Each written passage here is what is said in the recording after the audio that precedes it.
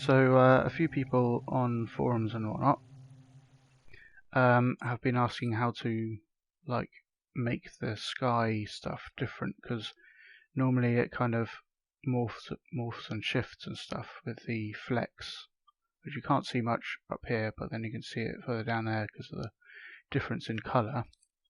So there are a few different ways of changing that if you want to. So first way is to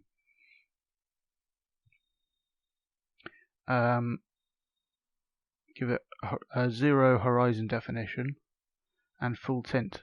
This means that all the flecks should be the same colour, but then you can still see them down there. So you turn the horizon definition down, and now instead of having this gradient between the lighter colour and a darker colour for the horizon, you don't see it. And then you can take out the sun as well. And now once it settles down, then it's very hard to see any fleck stuff happening. So, and you can make that any colour you want, like so, however you like to do it. Alternatively, you can make a giant sphere, like your own skybox, effectively. So I do that and up the whole thing. Now inside, I can see the inside of the sphere, so then I can even paint it. So if I turn that off, snap the surface, and just paint it blue or something. Take the whole off, and we want spray paint. There you go. And I can spray paint the whole sky however I want. And now it can be as flecky or non-flecky and as animated or non-animated as I want. So if I quickly put a light in here, you'll be able to see it better. And I'll put it onto diffuse light like that. And you can make this as huge as you want it to be. So it's kind of hard to see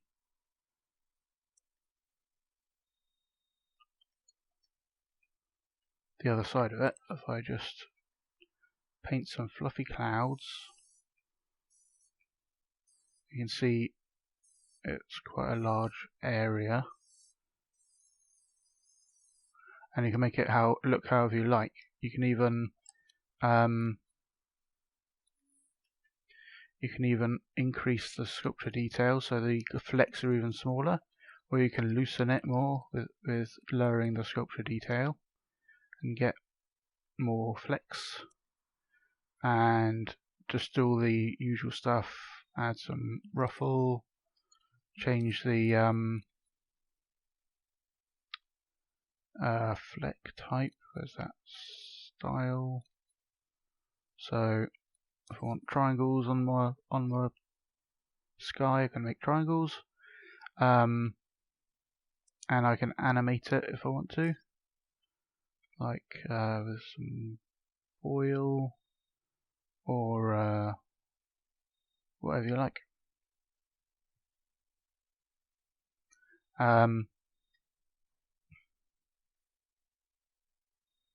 Like that. So that's another way of doing it. The last way is to use text boxes. So I just grab a text box first.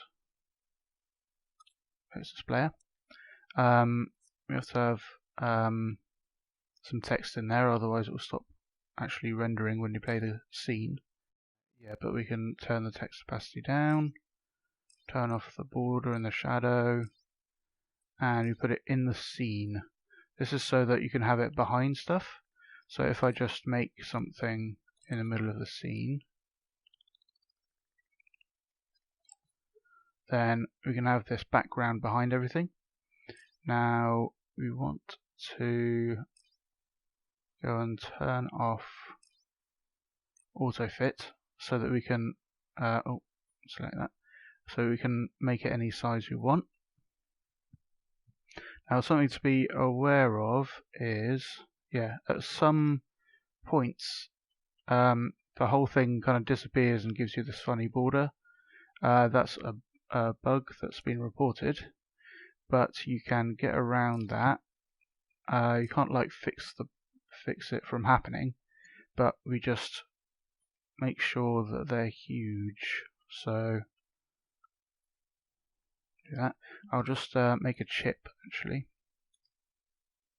and if you want to, you can use the grid for this and make it all like perfectly straight or whatever. So we can zoom out pretty far and we can't see the edges. And even when we go around here, then we get that funny effect. So you actually want multiple of these. So we need the setting allow rotation, and now if we grab the new one, we can rotate it round like that. And even when we go in the edge, when that happens, we can have this one ready to go. That kind of overlaps it. I think there's a limit to how big it is, maybe. But normally you'll be like at a particular area in the scene. Wait, where's that one gone? It's a bit hard to okay, so we got that one. Oh yeah, what I did when I was making this before is use colours. I'll actually make the background a different colour. There we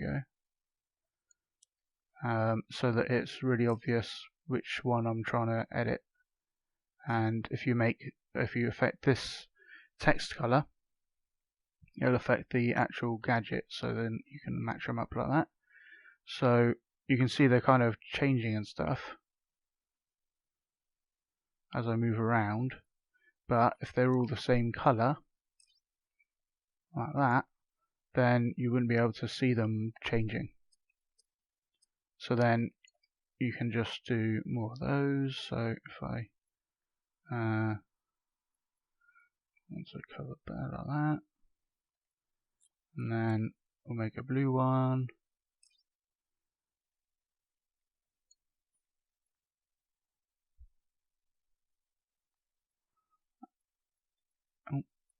And a green one.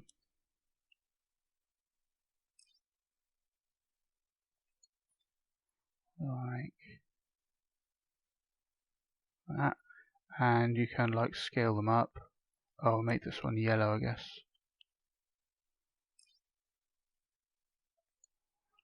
Yeah, you can scale them up as well to make them cover more area. So if you're smart about it, you can like cover up these holes and you'll never see the bug. But it can take some time to get it just right.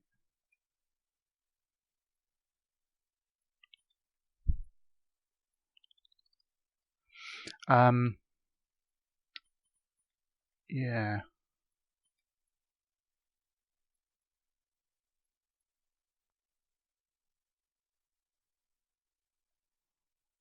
Oh, I want the green one. There more. The red one bigger. And eventually you'll get a good coverage of all the angles. So now if I turn them all white,